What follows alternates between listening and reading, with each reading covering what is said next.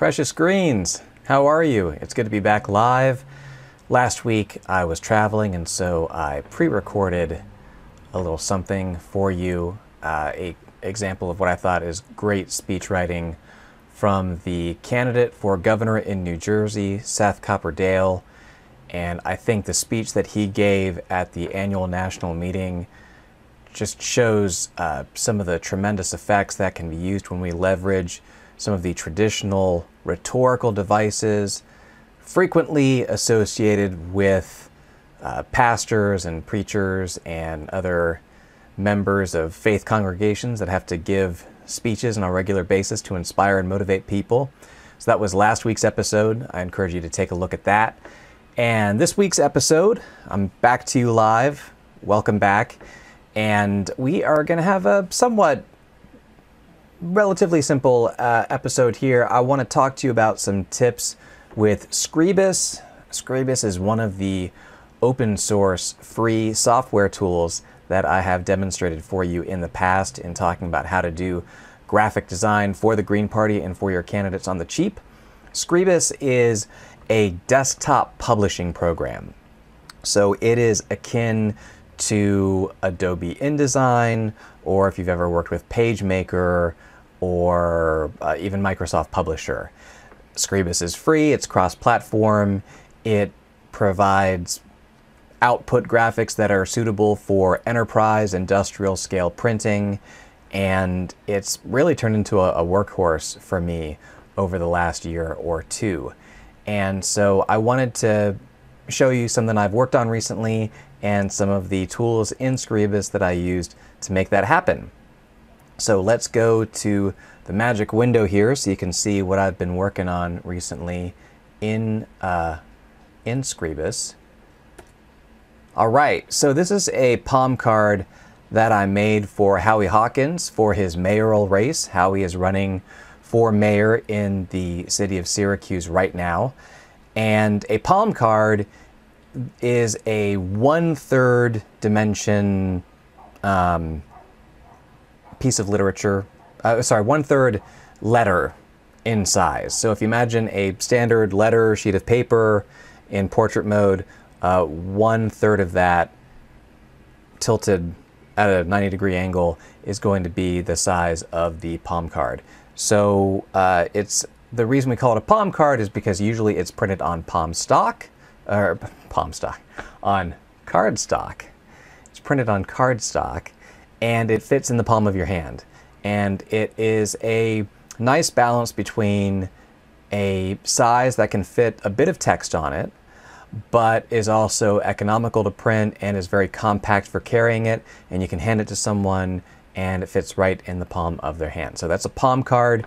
It's a very kind of traditional size for campaign literature, and it's somewhere between just like a quarter-page flyer and a half-page or a full-page flyer, or even trifold.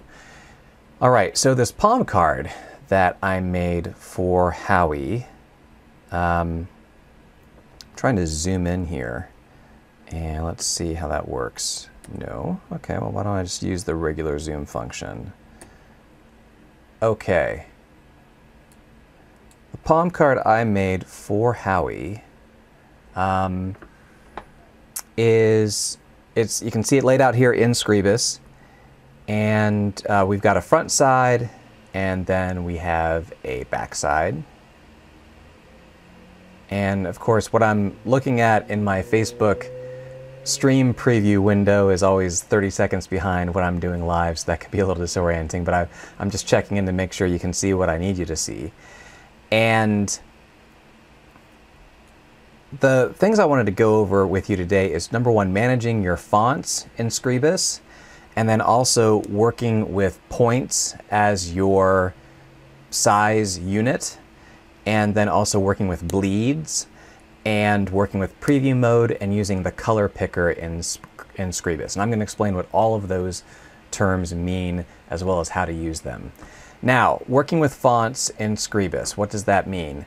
A font is the type of letter styling that you're working with in your document. A font face, so you probably are familiar with Times New Roman font, or Helvetica, or Arial. These are common font faces or font families that you use when you are typing in a word processing document or on a website. It describes whether your how do the actual words on the screen or on the page look? Does it look like cursive? Does it have very blocky, straight letters? Does it look more modern? Does it look more antique? There's thousands and thousands of different font faces for you to choose from, and the choices that you make will influence how your literature looks and the types of feelings that it emotes and the type of energy that your design will evoke. Now, the thing about fonts is that for a computer to render the font accurately, for it to display the font accurately, the computer has to know how that font face works. It has to have some reference point for it to be able to display the font. Now, maybe in the past, you maybe created a flyer or a document where you made it look perfect in Microsoft Word or in LibreOffice or whatever you were working with. And then maybe you emailed that document to someone that you were working with, or maybe someone that you wanted to print out your document. And when they open it up, all of the font faces, all of the look and feel of the text look completely different. The reason that happened, the reason the document did not display on their computer the way it looked on your computer, is that they didn't have the same font file installed that you had on your computer. So their computer just made a substitution for whatever it thought was the closest font family or font style. And so the lesson from that is that if you want your design to look the way you think it's supposed to look, then whatever it's going to be generated on needs to have access to all of the fonts that you used in your design. Now, in Scribus, it's a little bit tricky, because if you want your PDF to render such that the text within the document works like actual text, so you can highlight it and copy it and things like that, then there's a little extra step you need to that you need to make, and it's going to be under Preferences. And before I go there, I just want to make sure I know the name of the font that I have here. So I'm hitting F2 to bring up my properties panel for this little box. Okay, so I'm using Helvetica LT Standard.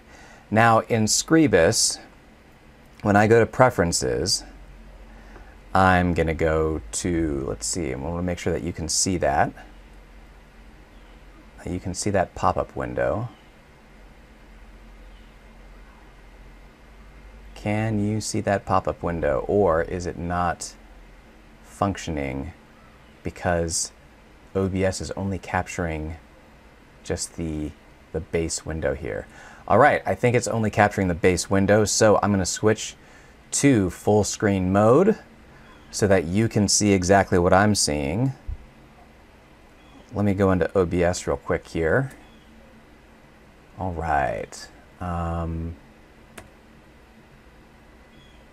Webcam, window capture, display capture. Let's move that up. Aha!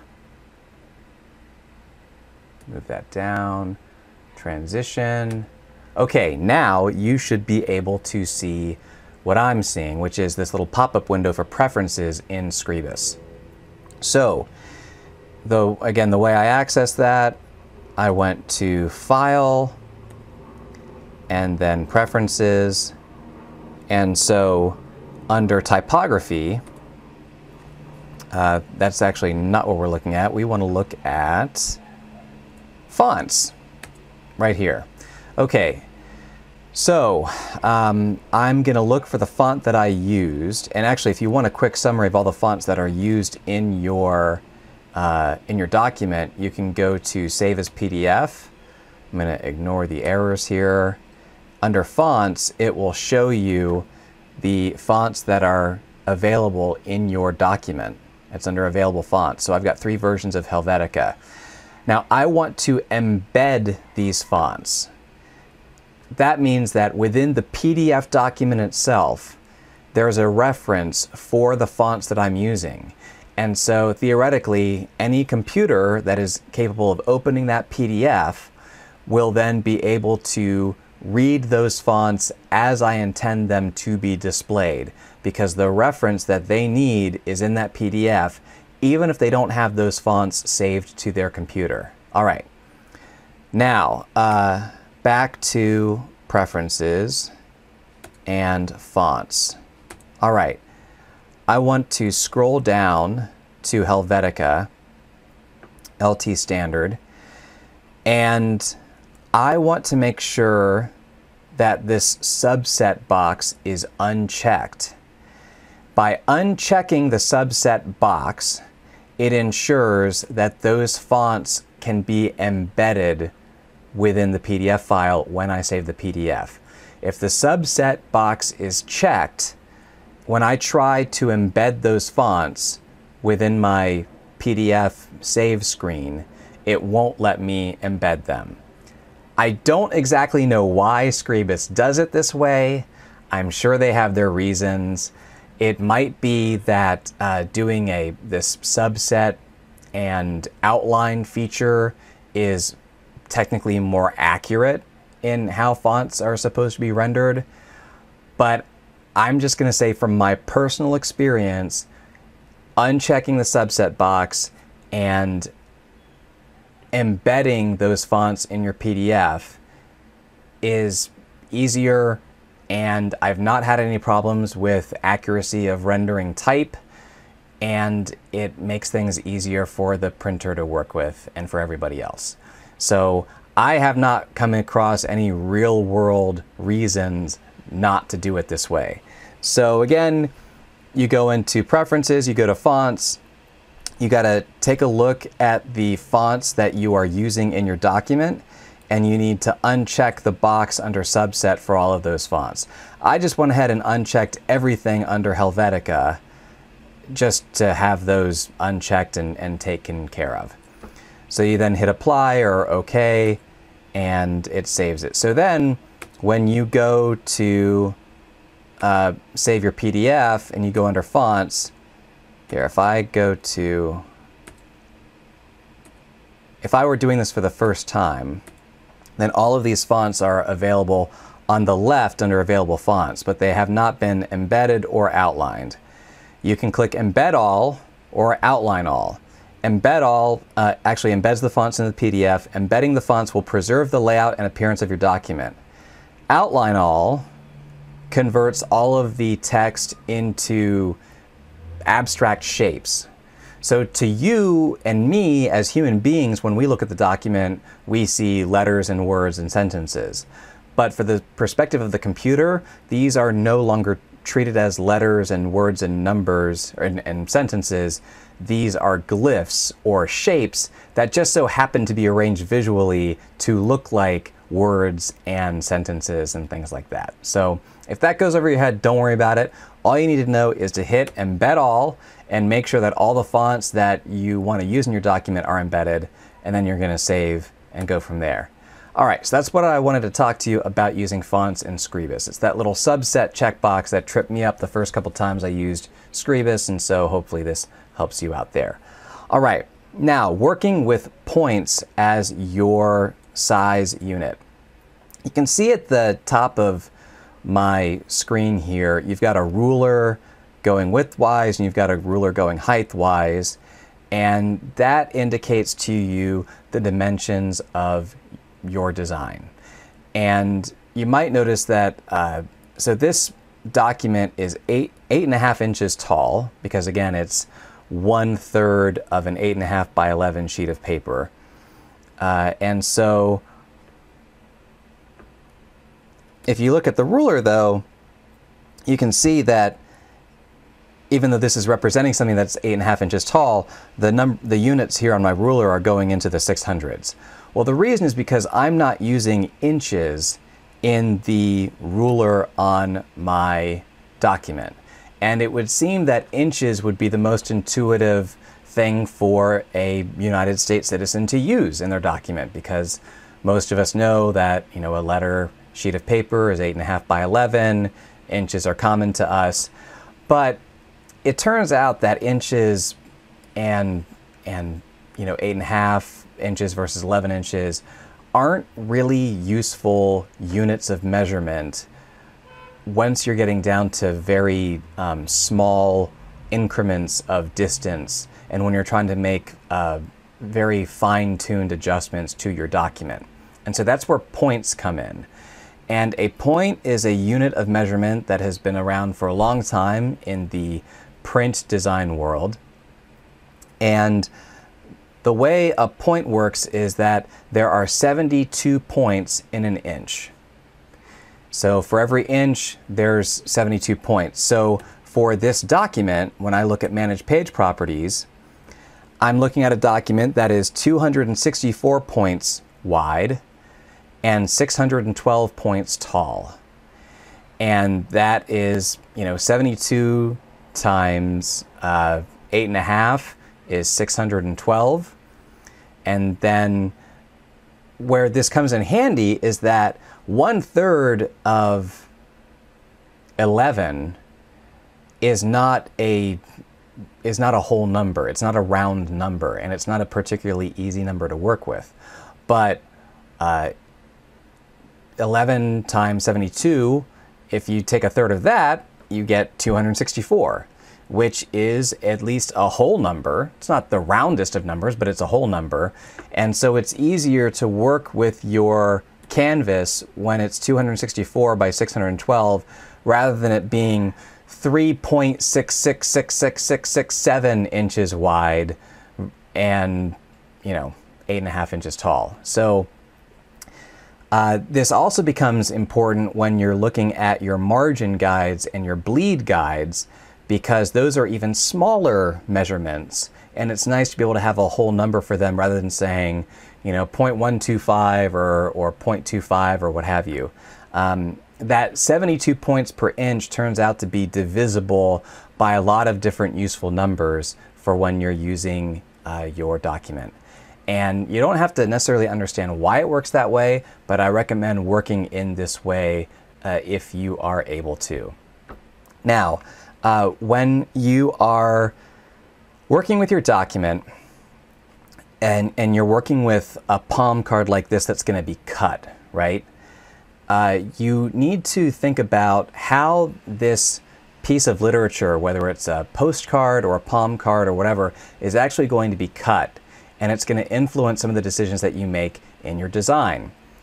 Now, I was instructed, or basically from the template that I was given, that the photo of Howie that we were using was going to go from edge to edge. So the palm card was going to cut off with the photo going right to the very edge of the paper. Well, when you're printing thousands of palm cards and you're slicing them, as an industrial printer has to, it's an imperfect system. They cut and measure the paper as precisely as they can, but you're talking about an industrial process, and there are going to be some tolerances and some margin for error there. And so you have to give them a little bit of wiggle room to work with, so that when they cut that paper, they're not prematurely cutting it such that there's a little bit of white space between your photo and the edge of the paper, because it just looks bad. And it doesn't take very much space for it to look bad, actually. So you want to give them a buffer zone that they can cut on and know that you know, solid green color at the top or the photo itself is going to be flush to the edge of the paper when the finished piece comes out. We call that buffer zone a bleed, because the color or the photo is bleeding to the very edge of the page. At least that's how I remember it. And so within your page properties or your document properties, you're going to set your margin, which is this, it's the space between this red line and the blue line. That's your margin. And I've also heard this referred to as a safe zone. And so anything that is critical for your document, for your palm card or postcard or whatever, needs to be between the margin, this blue line and this red line within that margin. And what that does is it ensures that even if things go a little bit wrong on the end of the printer, that you're not going to have any text cut off, or no one's face is going to get cut off, and that all of the most important information is safe within this blue boundary, and that we know that that's not going to get cut off. And then what's beyond this red line over here to the very edge of the image is called the bleed. And that's the buffer zone that they're going to cut on so that the color and the photo goes to the very edge of the page. So from the outer edge here to the red line is the bleed, and then from the red line to the blue line is the margin. Text and people's faces and logos need to go within the blue box, and then your colors and photos for your borders need to go beyond the red box into the outer edge here. And I'm going to show you what that looks like in Scribus. So in Manage Page Properties, actually I'm going to go to Document Setup. So that's under File, Document Setup, and you can see that there's a tab here for margin guides. And so I have those set to 18 points, which is 1/4 inch. And that's a pretty common margin that most printers are going to want. And so I have 1/4 inch for the inside, outside, top, and bottom. So the top, bottom, left, right sides of the document or card or whatever you're working with. And then your bleeds are set in this tab, and that's usually 1/8 of an inch. And so I have that set to 9 points all around. Now, when you're designing your document, having these extra, this buffer zone can throw you off perceptually, and because you're looking at something that's not going to actually appear on the finished document itself. This outer edge here beyond the red line is not going to exist on the finished palm card. And so you want to make sure that your design is going to turn out the way you think it will by being able to preview what the finished product looks like. And the easiest way to do that is by going into preview mode. And so if you go to View and then Preview mode, you can see that the program has basically cropped out that bleed area, and it's showing you what your document is going to look like in the finished product. It doesn't show you any guides or grids or the preview, I should say the bleed or whatever. It just shows you straight up, this is what it's going to print as. And you can look at both sides. And you can make sure that nothing important is going to be cropped out, or that your photo is not going to be cropped in a strange way. And this is something, I mean, I've been using Scribus for at least a few years now, and I never discovered this feature before about a week ago. And it's made my work over the last week a lot easier. So that is preview mode. Now, another thing I wanted to show you within Scribus is a feature called the color picker. And a color picker works by taking a color that appears within the design and then storing it as a color that can be used in text or a background box or in a border color or something like that. And a color picker can be really helpful when you have a photo like I have here and you want to create an accent color that is complementary to the photo, that uses a color that exists within the photo itself. So the color picker is this little eyedropper tool here. I guess that's what it's called. It's the eyedropper, right? I think of it as a color picker, but it's an eyedropper. And then you put your eyedropper over the color that you want to copy and use somewhere else in your document. So let's say I like this shade of red that is used in the spire at the top of the Syracuse City Hall here. What I do is I click over that, and Scribus lets me know that this color doesn't exist yet in my document, and so I'm going to call this City Hall Red.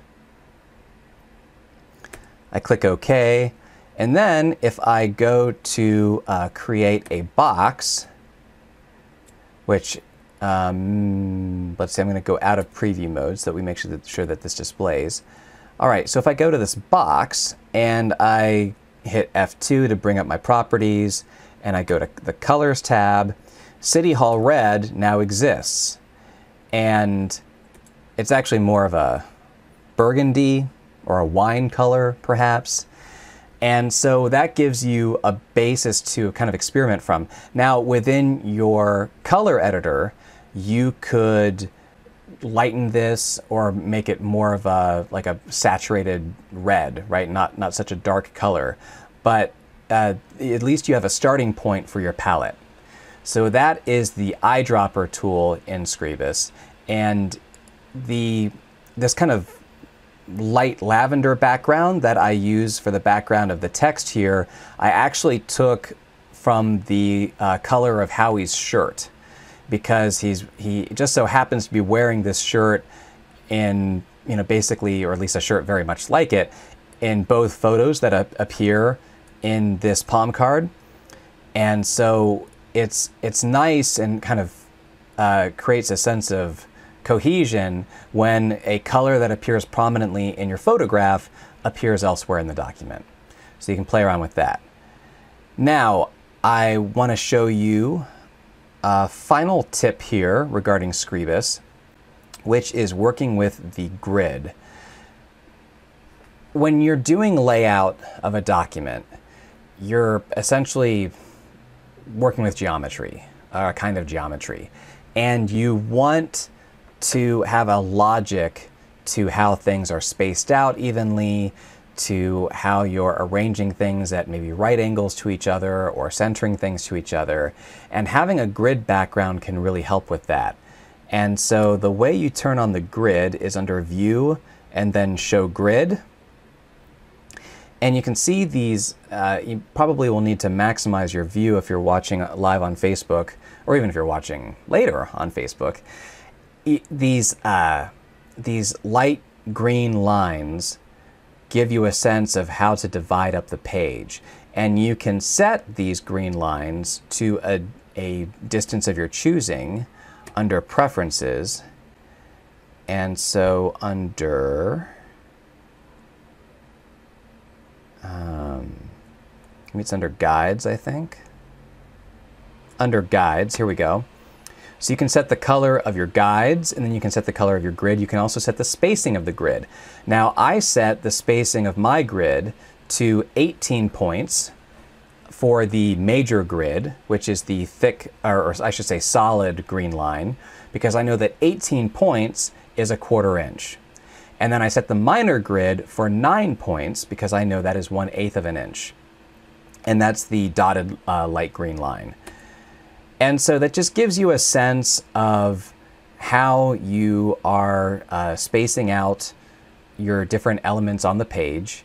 And if you have any question about, is this box of text aligned with this other box of text, or is it aligned with a photo, then you can just put both of those elements on your grid line, and it makes the things easier. The more you don't have to just rely on just your eyeball, the better. You want to either have the computer be automatically arranging things in alignment with each other, or you want to use a grid line or a guideline to bring things into alignment with each other. But don't just use your built-in flawed human sense of depth perception and alignment, because you're not going to get it right. And even tiny distances of non-alignment can make your design just seem a little bit off somehow. It's going to weaken your design in ways that the people who are looking at it may not be able to articulate, but it's still having an effect. So you want to put things in alignment as much as possible, Best way to do that is either through the align and distribute function, or by having some kind of objective straight line in your document, whether it's a guideline or a grid line. Well, those are my tips for Scribus for this edition of How Greens Get Things Done. And I wanted to bring to your attention a training that is coming up from the Campaign for New York Health.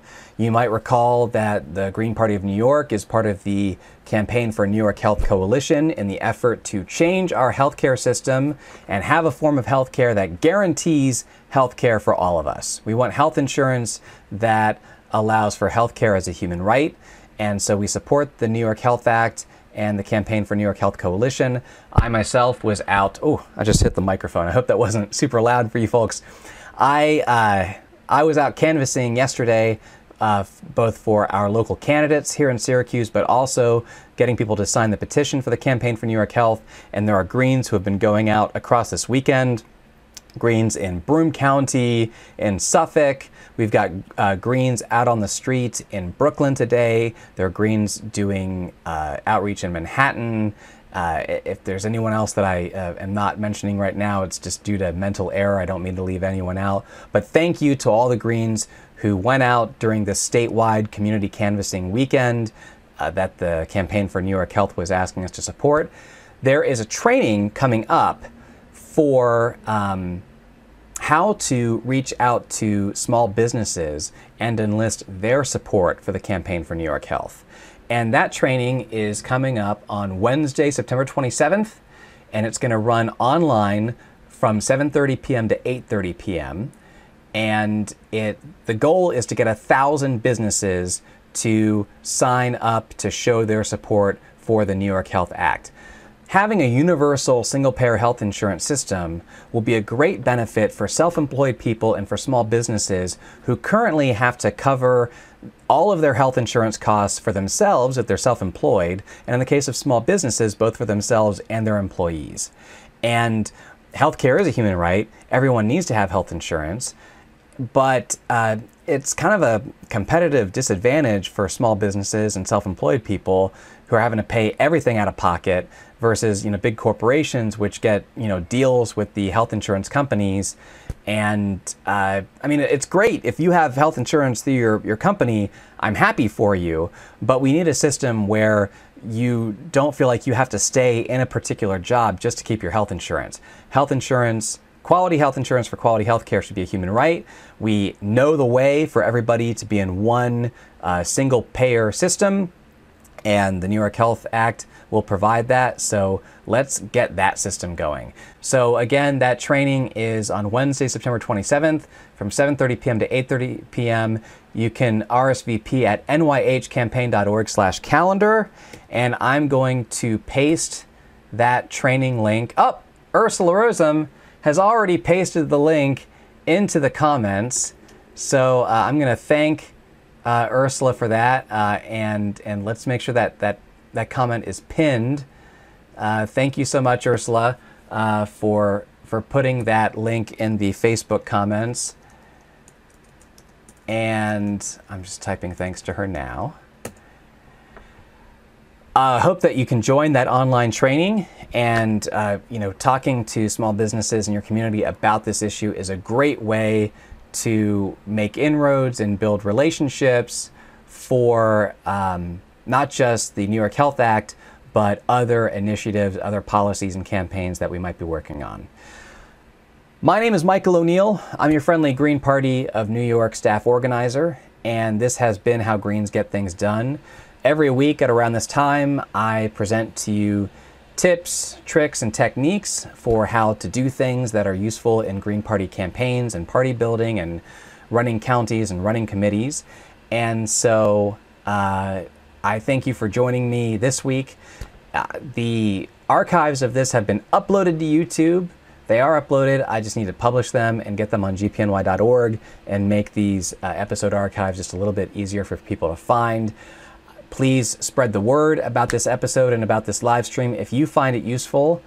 And I look forward to seeing you next week.